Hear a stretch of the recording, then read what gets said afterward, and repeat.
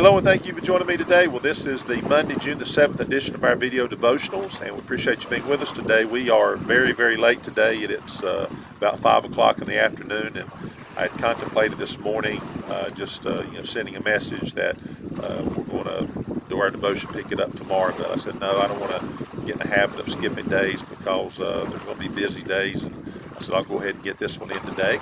And we're going to kind of have to be hurrying. I'm actually sitting here on the water's edge here on this concrete pad, and the tide's coming in, so I can't wait too much longer anyway because I'll be wet. I'm going to get wet today. So at any rate, we're going to be in Luke chapter 17 today. Let me say again, thank you for all who watch these videos. We appreciate you very much. And we're going to try to just continue to do these and to give you some thoughts. I believe that'll help both of us, okay, all of us. So Luke chapter 17, notice what it says here. This is Jesus. He's speaking a parable. He says, "But which of you having a servant plowing or feeding cattle will say to him by and by, when he has come from the field, go and sit down to meat? And will not rather say unto him, make ready wherewith I may sup, and gird thyself and serve me, till I have eaten and drunken, and afterward thou shalt eat and drink. Doth he thank that servant because he did the things that were commanded him? I trow not." To be our way of saying, I don't think so. I trow not. Notice verse 10.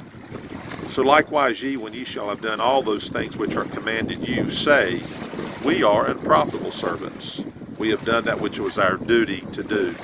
So there's a truth here, obviously, and we're going to be pretty short on this, but when you look at it, of course, Jesus is making the point that if you do the things you're supposed to do, he says, well, that's what you're supposed to do.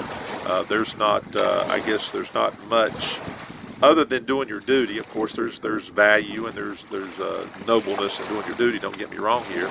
And Jesus is not trying to say that duty's not important. He's saying it is important. But when you're looking for someone to kind of pat yourself on the back and act like you've really gone way out of your way to do that which was your duty to do, Jesus says no. He says what's really profitable, as you use the term there, unprofitable versus profitable, is the fact that you do it beyond what you're commanded to do.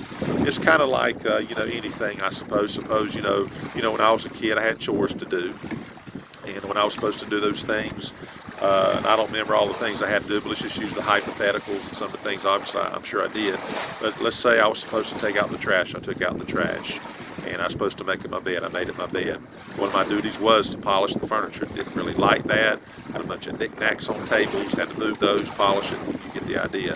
I had to vacuum. I'm not sure if I had to do the whole house, but it seems like I had to do the whole house. So I had my chores to do. So I was done with my chores, and it was like, okay, I finished everything, and I'm done. Now it's my time. Okay. It's easy to think that way when you're a kid. But I think the illustration would be, and the greater attitude would be, to go to my mom and say, I've done all these things. Is there anything else I can do for you? What else can I do for you? Even beyond, my normal things, can I do something? Is there any way I can assist you in what you're doing? That sort of thing. So, looking to be a servant, looking to go beyond what I've been asked to do, which was my duty to do. And in the Christian life, when you look and say, well, here's all the things I think I'm supposed to do, and I'm a pretty good Christian because of that. How about we look and say, God, I know there's things that I'm supposed to do. What are some things that you would prefer me to do? What are some things I could do that would really show my love to you, not just the fact that I'm trying to, obey, and obedience, of course, is important, which I think you get the idea. So we're not in the profit area, so to speak. We're we've broken even when we do our duty, so to speak, spiritually speaking. When you start to look at life and say, what can I do for others beyond the normal, what am I supposed to do mentality, then you start realizing that these are the things that God wants you to think about. If I just looked at the Ten Commandments, for example, and said, you know what, I've not broken any of these, and why I've done pretty good today. Yeah, but what good have I done toward others? Okay, if I haven't murdered someone, that's wonderful, but what good have I done that I could be doing? If I haven't stolen something, wonderful, but what have I perhaps given to someone? What have I done beyond, obviously, the commands of God and so on? So I think you get the idea there. So we're in profitable service if we do that which we're commanded to do. I mean, that's what we should do. It's kind of like working for your boss. Here's your duties, do them. And let's say you've done all your duties, and Mr. Boss Man, Miss Boss Lady, it's about an hour before my punch out time or my time to go home, and I've done all my duties.